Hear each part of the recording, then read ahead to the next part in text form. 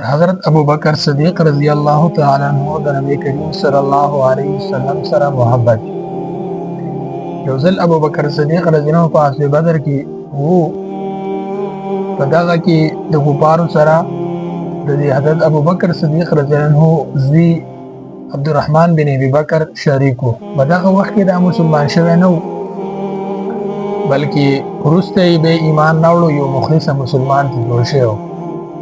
لیکن په دغه حال کې د عبدالرحمن بن ابي بکر ابو بکر صدیق رضی الله عنه ته د مقابلې کولو یو چیلنج ورکړ. ابو بکر صدیق رضی الله عنه نبی صلی الله علیه وسلم ته وویل تاسو ماته اجازه راکړئ چې زه ورشم او دا ختم کړم. خو لیکن نبی صلی الله علیه وسلم ورته اجازه ورنکړو، وویل چې بس خاموشه کېنه. په دغه حال کې ابو بکر صدیق رضی الله عنه به سبو موده بعد عبدالرحمن بن ابي بکر ابو بکر صدیق رضی الله عنه ته وایي که په دغه حال کې ته زما د تورې او د غشي د لاندې راغلی وي، خو لیکن ما ته د پلاروالي د وجې نه ستا لحاظ وکړو، ما تاسو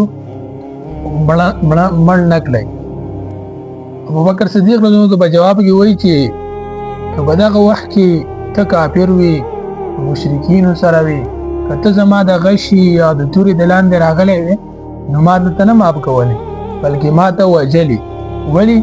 ځکه چې ما باندې د پیغمبر علیه الصلاة والسلام محبت ډیر زیات غالب دی په بدل او په عوض د ستا کې. ما ستا لحاظ او پروا نه کوله. دا د صحابه کرامو د خپل پیغمبر سره مینه محبت پکار ده چې موږ هم تاسو د خپل مال جان د هیڅ پروا ونه کوو، د خپل پیغمبر سره د زړه نه مینه او محبت ولرو او دا ټول زندگی دا غره قربان